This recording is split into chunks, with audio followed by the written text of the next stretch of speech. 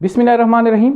आज की इस वीडियो में हम बात करेंगे कुछ ऐसे 5 फूड्स के बारे में जिनका इस्तेमाल अगर नॉर्मल रूटीन में आप करते हैं और आपको बलगम का मसला है तो आपका बलगम और ज़्यादा इंक्रीज़ हो जाता है, आपके गले में और ज़्यादा रेशा बनता है, आपके गले में और ज़्यादा इरिटेशन होती है।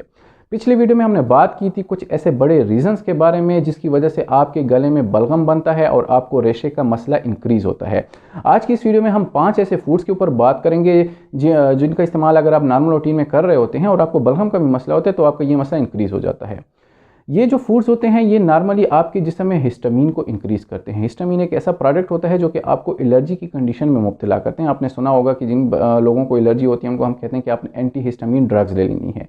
तो ऐसे फूड जो कि हिस्टामीन को इंक्रीज़ करें या आपके स्टमक के पीएच को इंक्रीज़ करें, मतलब आपके स्टमक में जो तेज़ाब होती है उसको ज़्यादा करें, तो ये दोनों खुराकें जो होती हैं ये आपको बलगम के मसले में दो चार कर सकती हैं। तो आपने कोशिश करनी है कि इन चीज़ों से परहेज़ करना है।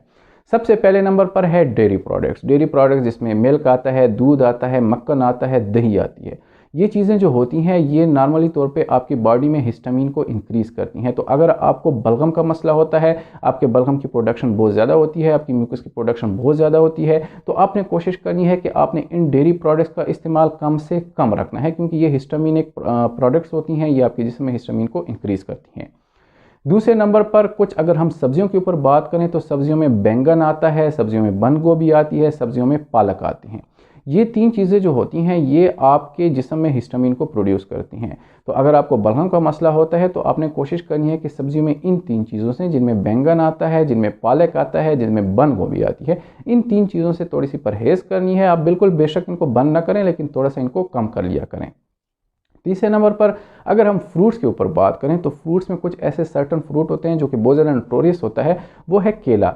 केला आपके जिस्म में आपके बलगम को, आपके म्यूकस को बहुत ज़्यादा इंक्रीज़ करता है, क्योंकि ये आपके जिस्म में हिस्टामीन को बहुत ज़्यादा इंक्रीज़ कर रहा होता है। दूसरे पलों पे अगर हम बात करें तो आपने सिट्रस फूड में जिसमें माल्टा आता है और उसमें अंगूर आता है, इन दोनों फ्रूट्स का भी इस्तेमाल कम से कम रखना है अगर आपको बलगम का मसला हो। चौथे नंबर पर आपने ऐसे फूड्स से परहेज़ करनी है जो कि आपके मैदे में तेज़ाब को इंक्रीज़ करते हैं। अक्सर ऐसे कुछ फूड्स होते हैं जो कि आपके मैदे में तेज़ाब को इंक्रीज़ करते हैं और आपको गर्ड यानी कि गैस्ट्रोएसोफेजियल रिफ्लक्स डिजीज़ में मुब्तला कर लेते हैं, जिसकी वजह से आपकी जो खुराक की नाली होती है उसमें नॉर्मली तेज़ाब आ रहा होता है और उसके रिस्पांस में इन्फ्लेमेशन में इन्फेक्शन की वजह से आपका बलगम इंक्रीज़ हो जाता है।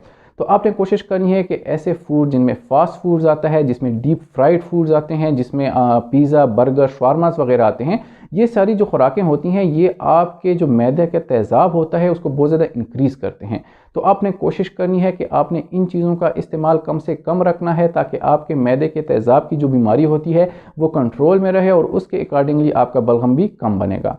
आखिरी नंबर पर आपने ऐसे फूड्स का इस्तेमाल नहीं करना जो कि फर्मेंटेड होते हैं, लाइक आपने अचार का इस्तेमाल नहीं करना, आपने दही का इस्तेमाल नहीं करना। ये ऐसे फूड्स होते हैं जो कि नेचुरली तौर पे फर्मेंट किए जाते हैं, उसके बाद इस्तेमाल किए जाते हैं। ये सारे फूड्स भी आपके मैदे में तेज़ाब को इंक्रीज़ करते हैं, जिसकी वजह से आपका बलगम इंक्रीज़ हो सकता है।